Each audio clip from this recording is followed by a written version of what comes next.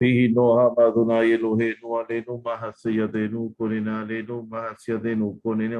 Megilat Esther, el libro de Esther o el rollo de Esther. Y Megilat también quiere decir el descubrimiento de lo oculto. Megilat viene de Kilui, también de descubrir. Esther es una palabra que viene de lo oculto, cuando Dios actúa y hace un milagro ocultamente y parece que fue un drama político o algo que fue dado por los mismos protagonistas. Entonces, vamos a ver, vamos a tratar de analizarlo de una manera objetiva. El autor de este libro dice que es Mordejai Yehudí a través de los escribas, demuestra un especial talento. Se escribe todo en forma maestra y de exprofeso nos ofrece un ambiente de las fiestas, de los banquetes en el Palacio Real. Nos introduce en el ambiente encantador y fascinante de la corte de los reyes de Persia, en cuyo palacio desarrollan los acontecimientos de esta Megilá. Aquí se destaca los grandes contrastes y los choques violentos a fin de ejercer la más fuerte impresión. El mismo día en que esperaban los enemigos de los judíos dominarlos, exterminarlos, fue lo contrario. Los judíos fueron los que dominaron a sus enemigos. La salvación de Dios viene en un abrir y cerrar de ojos. Los varios contrastes que hay en este libro son presentados con mucho arte. Hay un segundo decreto que anula el primero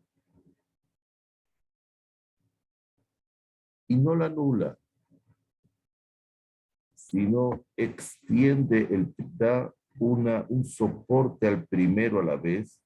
Dice que no se puede anular el primero, imposible anular un decreto real, sino se pone otro decreto más sobre el decreto real, quiere decir que el primero no está anulado.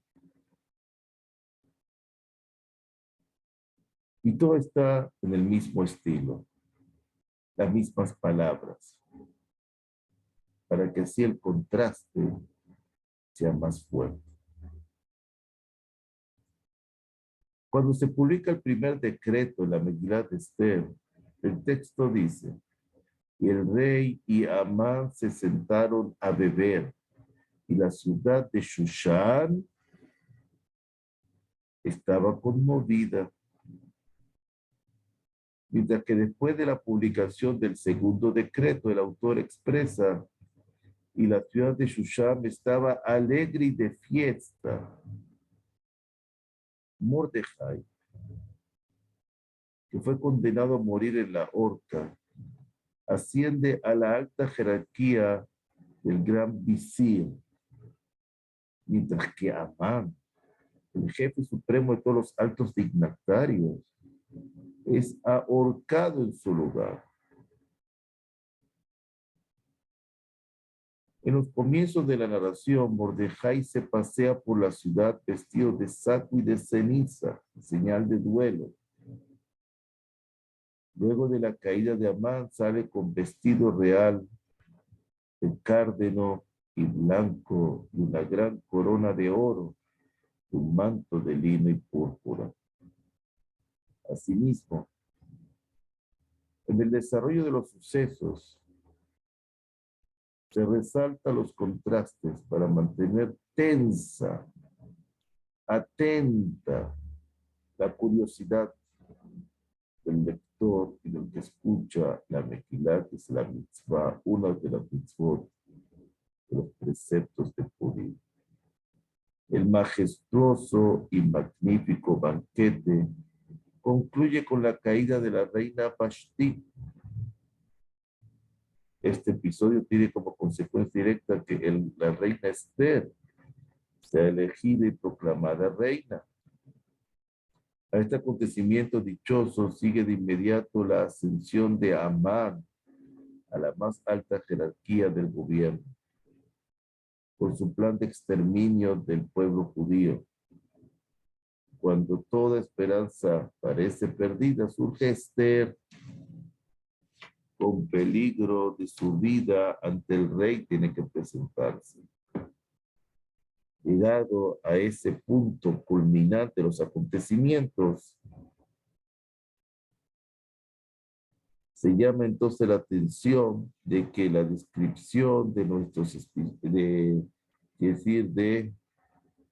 de muchos aspectos antagónicos. Entonces, cuando se encuentra Amán con Mordejai, Mordejai no se levanta ni se mueve, ni le da una reverencia al gran Amán de entonces. Esto era el colmo. Los amigos de Amán, con quienes éste comparte sus triunfos y el odio que siente con Mordejai, le aconseja preparar una horca y pedir la autorización del rey, que seguramente no se la va a negar, para colgar a Mordejai. Pero aquella misma noche, como el rey no podía dormir, pidió que le trajeran el libro de las memorias de la realeza, de cuya lectura tomó conocimiento de que Mordejai había descubierto un complot, un golpe de estado contra él, había salvado su vida.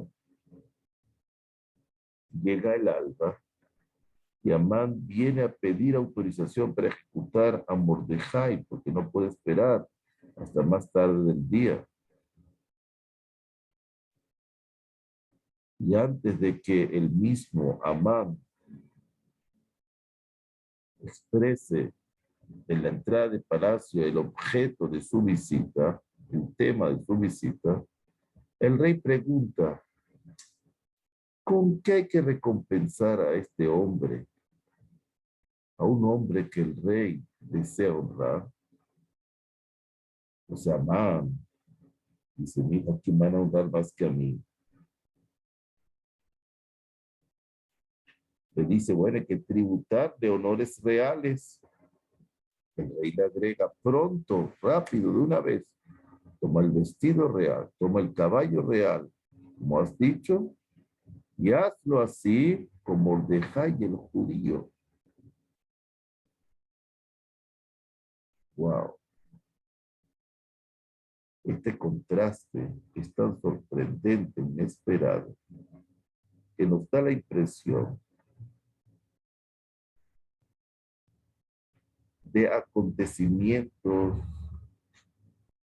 y que, a pesar de que el desarrollo de los hechos es natural y posiblemente acorde con la realidad, vemos que hay algo divino, que no es casualidad, sino causalidad. El libro de Esther, Megilat Esther, se refiere a la vida en la corte del rey Ahasverosh, rey de Persia, de cómo la reina Vashti fue expulsada del trono, siendo reemplazada por Esther, una judía que conquistó la gracia del rey, y de cómo, al proyectar Amán el exterminio de los judíos de todos los estados de Persia, eran 127 países del imperio persa. Intervino Esther ante el rey pidiendo justicia para su pueblo, una petición a la que el rey accedió, decretando que ahorcasen a Amán en la misma horca que éste había preparado para Mordejai el judío, tío de Esther. En conmemoración de este dichoso acontecimiento, los judíos celebran la fiesta de Purim, anualmente, el 14 del mes de Adar, antecedido por el ayuno del 13 del mismo mes. El relato de la Mequilá es fundamentalmente, parece una trama histórica. Es el desenvolvimiento de estos acontecimientos y las distintas peripecias están todas descritas, narradas de una manera real, natural. No se hace mención en parte alguna de milagros o de hechos sobrenaturales. Ni siquiera se alude a una intervención divina, como es común en los relatos históricos en el Tanaj, en la Biblia, como ocurre en el desenlace dichoso de los acontecimientos. Hay más. Aún ni una sola vez se menciona el nombre de Dios, el nombre de Hashem, en la Megilá. ¿Quién es este rey Ahasverosh? Según las investigaciones históricas, se trata de Artajerjes Nemón, el que se encuentran en las fuentes históricas de su tiempo, acontecimientos como los descritos en el libro de Esther. La autenticidad de un relato histórico consiste en los hechos en que se narra, no en el nombre con que se relaciona. El nombre puede estar cambiado, porque en hebreo los nombres significan algo, nos dan el carácter, nos da información muy importante, porque cada letra tiene un valor numérico, cada letra explica algo, cada nombre explica algo. En hebreo no se dan nombres, no se dan palabras en vano. Las fuentes, hay fuentes griegas que relatan los acontecimientos políticos, mismo tiempo del rey Ahasverosh. También está relatada la guerra contra Grecia, en la que fue vencido el ejército persa. Eso fue en el año 479 antes de la era común. Nada dicen respecto a los acontecimientos políticos internos. Según se narran en el libro de Esther, es algo interno de los 127 países del reinado de Ahasverosh.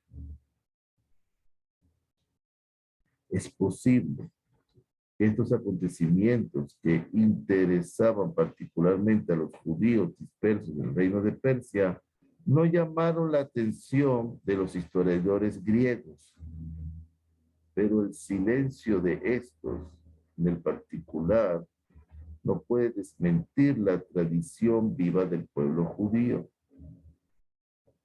que escribió su larga y accidentada historia con su sangre. Y nunca ni exageró, ni quitó mérito. Siempre sus escritos son de verdad. Expresan la verdad del momento y no del historiador de turno.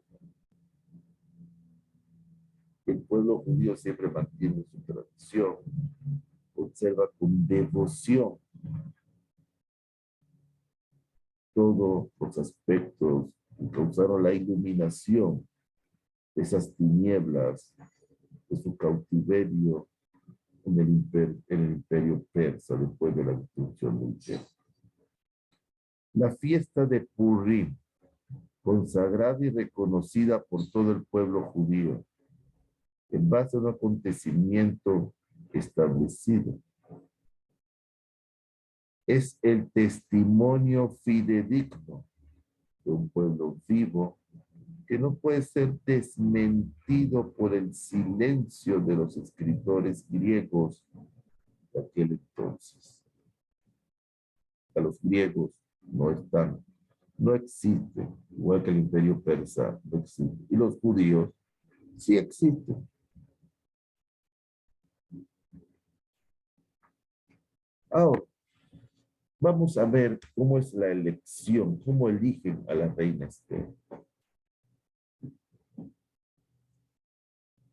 Según la concepción de elección de reina de los pueblos antiguos, el rey no solamente era gobernador, sino también era el dueño del pueblo y del Estado. Sus súbditos eran sus esclavos. El rey no era para el pueblo, sino que el pueblo era para el rey. Del mismo modo como lo más selecto de los rebaños y lo más delicioso de los frutos eran entregados a la cocina real, del mismo modo eran recibidas en el palacio las más frescas y hermosas hijas de los súbditos del rey. Constituía una costumbre el reunir en todas las ciudades del estado las jóvenes más hermosas y guardarlas en el pabellón especial de las mujeres en el Palacio Real. El número de las mujeres del Palacio Real era de 360.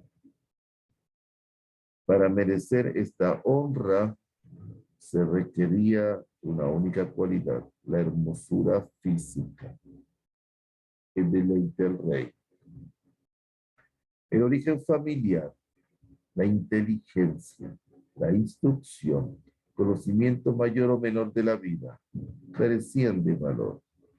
La inteligencia de la mujer consistía en su hermosura, siendo su única preocupación en el harén real y procurar conservarlo, empleando para ello aceites aromáticos, aceites de mujeres.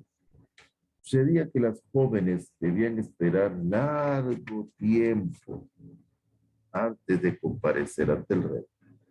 La vida de estas mujeres se parecía a la del pájaro en la jaula dorada, vida de fastidio y de aislamiento, de envidia y de intrigas. Les era terminantemente prohibido ver a hombres.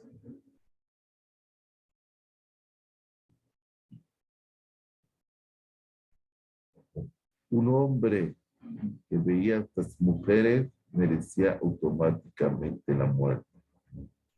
En estas condiciones, las mujeres del harem se marchitaban y perdían su frescura apenas transcurridos pocos años de su prisión, por lo que periódicamente había que renovar el departamento de los placeres del rey, buscando lindas jóvenes de todos los confines del estado. Esta tarea se encargaban los gobernadores y comandantes de las provincias. Muchos servían de este medio para un objetivo político, debido a la influencia que ejercían sobre el rey las mujeres a quien él distinguía. La tristeza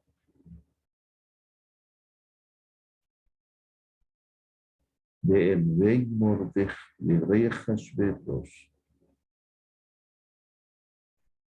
luego de perder a Estaterrapashti, a su nombre, fue notable. Presentáronse entonces los criados del rey, sus oficiales, y dijeron: busquen al rey mujeres vírgenes de buen parecer, y la moza que agradare a los ojos del rey reine en lugar de Vashti. La búsqueda de jóvenes mujeres no era una innovación, sino cosa natural en la corte real. Pero esta vez se trataba de encontrar la más hermosa, para que pudiera ocupar en el corazón del rey el lugar que ocupaba Estatera Vashti. Y en dicha búsqueda fue hallada Esther, en quien el rey encontró la gracia y la hermosura de la infeliz reina.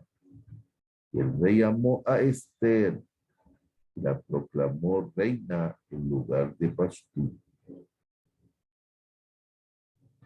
Todo esto, el pueblo de Israel, Esther, Mordejai, todo estaba dentro de un ambiente asimilador, diferente a la tradición judía.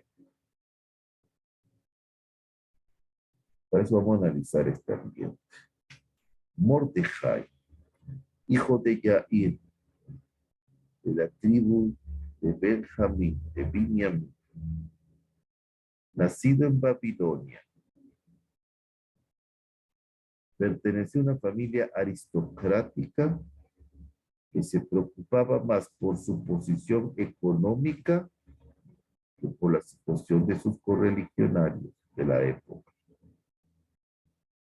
Se habían adaptado a la vida ambiente del cautiverio del gobierno persa, como prueba el hecho de que Yair, su padre, siguiendo el ejemplo de los judíos asimilados, diese a su hijo un nombre puramente babilónico, Mordejai Mardoqueo, que tiene su origen de Marduco,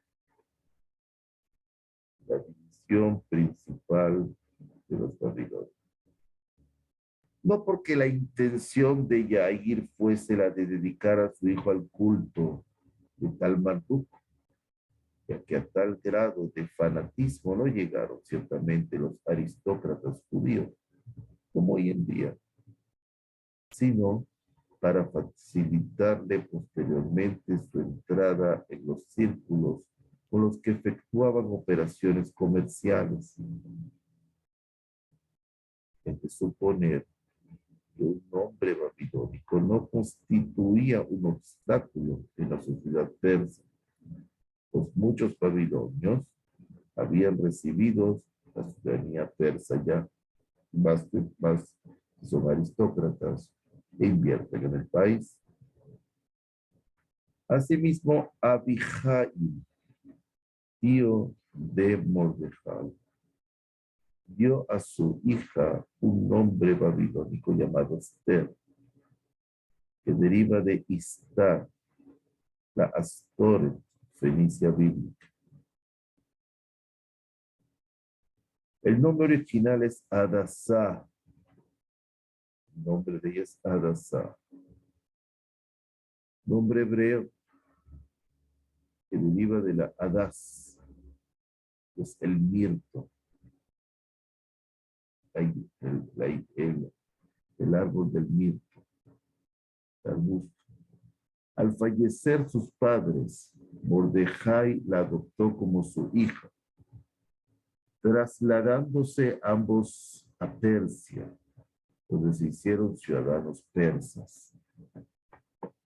El interés de Esther, lo mismo que Mordejai, por el judaísmo práctico, era negativo.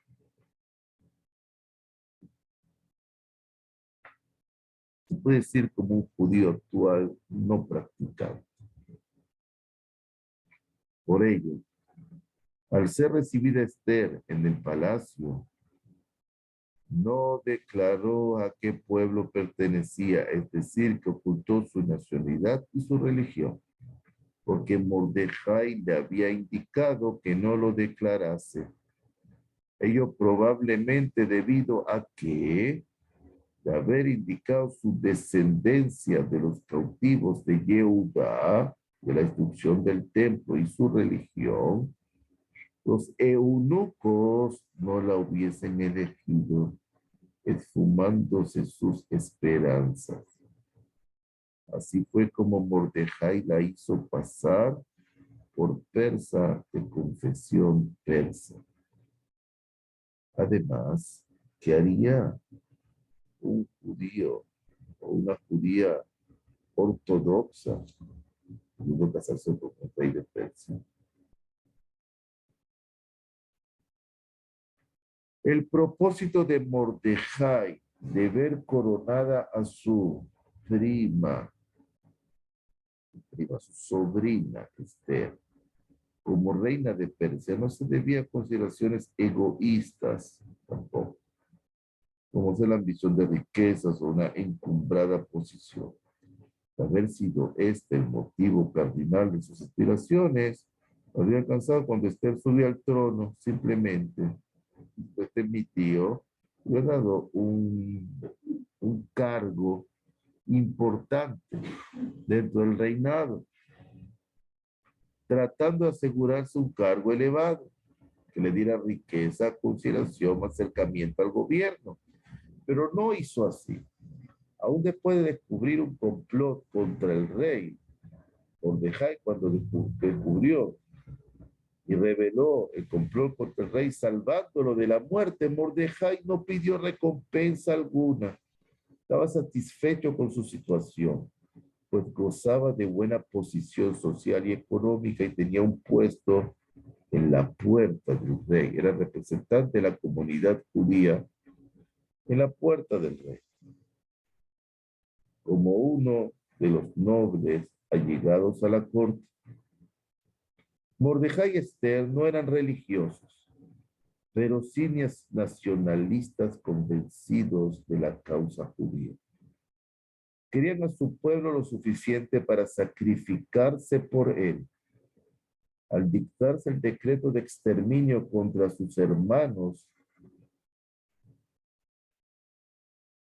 proclamaron abiertamente su religión, que era ocultada hasta entonces, y ofrecieron hasta sus vidas en aras de la salvación del pueblo de Israel.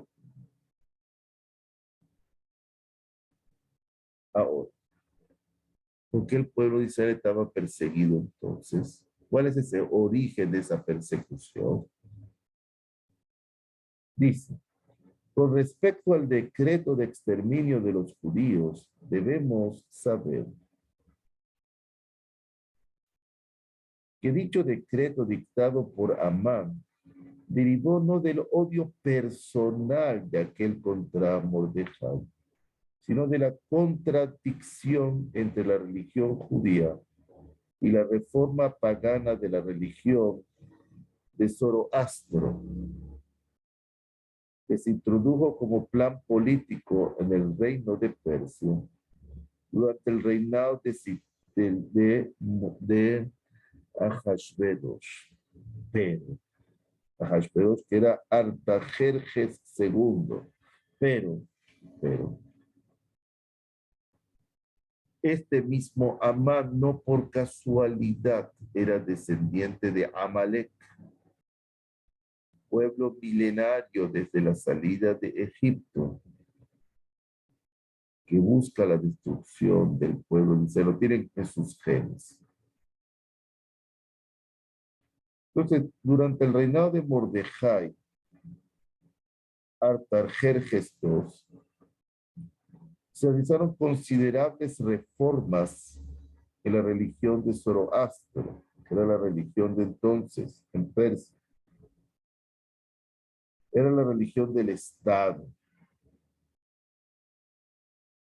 Esta religión, que también era desprovista de toda estatua o imagen, conservó toda su dogma hasta que Hashverosh llegó. Pero este Hashverosh, por su gran orgullo, elevó en todas las ciudades importantes de su estado estatuas de la diosa Anahita, que era equivalente a Estar de los babilónicos, y por eso le pusieron el nombre de Esther. Aunque Esther en el judaísmo significa oculta.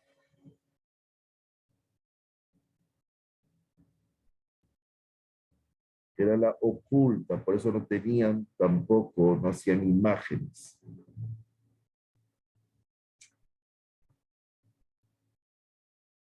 Y, esta estatua simbolizaba a Ura Mazda. Asimismo, se elevaban estatuas a Mitra. Esto se haya confirmado en los anales de los reyes de Persia. Hay que destacar que los anteriores reyes, hasta llegar a a Hashverosh, no figuraba el nombre de Ahura Mazda, mientras que los posteriores se mencionan también los nombres de Amahita y Mitra. Estas dos últimas divinidades pertenecientes a la antigua religión persa anterior al Zoroastro y que quiso renacer el rey Ahasverosh. Porque que el Ahasverosh no venía de dinastía. Él cambió hasta la ciudad capital, la pasó a Shushan, y Shushan era una provincia hasta entonces. No hay duda entonces que la reforma religiosa de Ahasverosh no fue del agrado de muchos de los adeptos a Zoroastro. Los conservadores deseaban mantener la religión de su profeta en toda su pureza original. No sucedía lo mismo con las masas del pueblo. Deseaban una religión menos espiritual, es decir, más concreta y palpable. Entonces Hashverosh conocía a las masas, venía de las masas. Como dijimos, no tenía abolengo real. Y ordenó edificar templos en honor a Nahita en los centros políticos más importantes, aún no siendo persas, como Sardés y Damasco, también que pertenecía a los 127 provincias de él, lo que demuestra su intención de introducir el culto de Anahita como divinidad principal del Estado, como religión para borrar con los reyes anteriores. Rey de Babilonia recibía el poder el primer año, que era el día primero del mes de Nisan. En ese día el rey tomó en sus manos la santa estatua de Baal Marduk, que era el Maal, que es lo que prohíbe la Torá, esa religión de Baal, de parte de quien percibía el gobierno del vasto estado. En Persia no había esa tradición. Y todos los países conquistados que formaban el gran imperio persa se hallaban sometidos militarmente al poder central. Los reyes persas, adeptos a la religión de Zoroastro, desprovistos de su paganismo grosero, no se preocuparon por la religión profesada por los pueblos vasallos y no intentaron imponer su religión. Su tolerancia llegó al punto de venerar las divinidades de los pueblos vencidos para que sus poblaciones estuvieran contentos. Al ascender al trono, Ahasverosh, las fronteras de su imperio se habían dilatado como nunca anteriormente, pero en su interior se notaba un profundo malestar. Metieron en diversas partes conflictos y rebeliones como el conflicto, como el complot que Mordejai pudo detener. Y había un momento que el imperio corría el peligro de disgregarse. El sistema político estaba basado en la tolerancia religiosa. Entonces, al correr del tiempo, comenzó a ser considerado como una debilidad, un síntoma de decadencia política.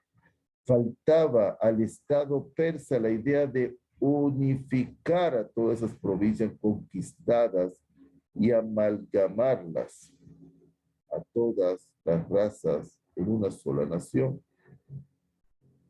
como hace el Irán de hoy en día, el Ayatollah, como llamarse república, como el Islam, llamarse república islamista.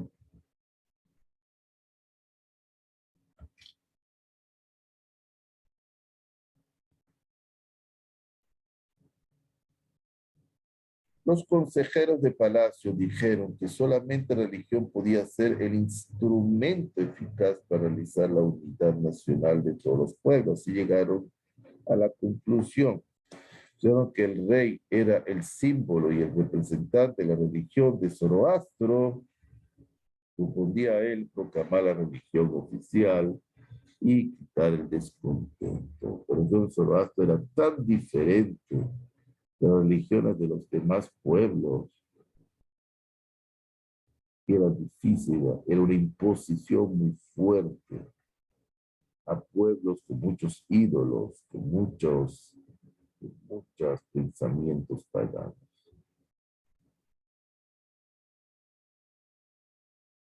Entonces tenían que reformar la religión zoroastra para que fuera por lo menos una manera que se adaptara a la mayoría. Así poco a poco las minorías eran absorbidas por la mayoría. Y los más afamados ídolos eran la Anaíta, el Mitra, lo podían aistar, a Shamash, que era el Shemesh, el sol de antemano, babilónico, todas estas diosas, etcétera, todas estas idolatrías. Lo que se sabe es que los judíos, fieles a su religión, se opusieron al culto grosero de la idolatría. Y las autoridades encargadas de la estricta aplicación del decreto real no podían conceder privilegios especiales. De eso tomó ventaja Amán el malvado y le dijo a Mordejai, al rey Ahasverosh, hay un pueblo disgregado y disperso que no vale la pena que el rey lo mantenga dentro de su imperio. Usted me da las 1000 monedas, este presupuesto, yo me encargo de eso. Y por lo tanto, rey Ahasverosh cedió a Amán.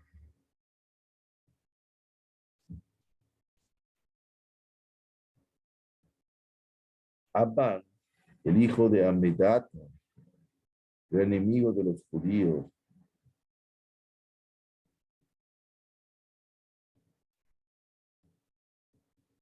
¿verdad?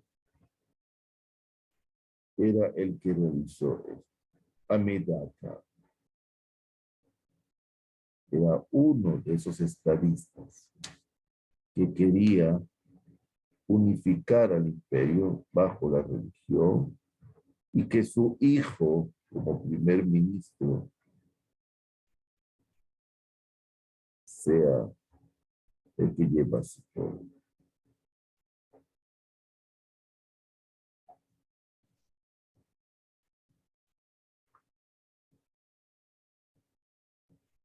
Mordejai y Esther, vemos como todo se pone a favor del pueblo de Israel.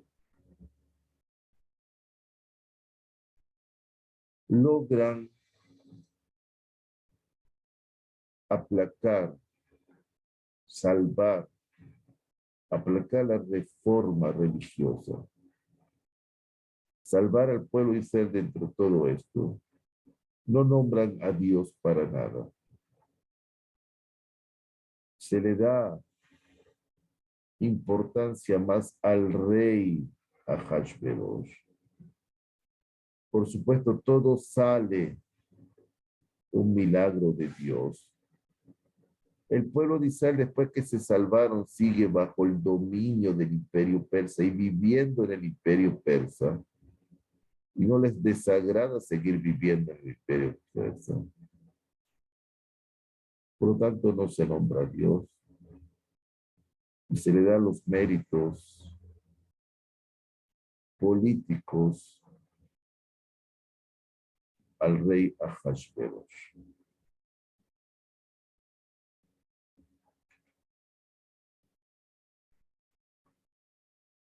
Sigue Mordejai pasa a tomar el lugar de visir, en lugar de eso. El decreto primero no puede ser anulado, debido a que es un decreto real. Un decreto real no puede ser anulado, sino tenemos que sacar otro decreto sobre ese decreto. Así que el primer decreto no está anulado hasta hoy en día. Por eso vemos que políticamente no sabemos de dónde y por qué, cuál es la razón de que no son países ni cercanos ni limítrofes entre Irán de hoy de Israel, el Estado de Israel. Porque Irán amenaza destruir Israel. Por la misma forma, ese decreto es un decreto espiritual. Es un decreto decretado por Dios y que depende del pueblo de Israel de cómo se comporte. Lo puede anular, es decir, por sacar otro decreto como el que hizo Mordejai entonces. El Esther convenció al rey Ahasverosh que le hiciera Mordejai según como según como quisiera, y así fue enviado a todos los confines del imperio persa. Se queda en stand-by todavía la historia de Purim. El pueblo de Israel no es liberado de Persia, solamente salvado de su destrucción. Y sigue todavía Persia. En la religión judía es respetada tal como dice el libro de Esther, Megilat Esther, el cual dice que muchos de los no judíos buscaban convertirse al judaísmo por el temor que infundía la religión judía.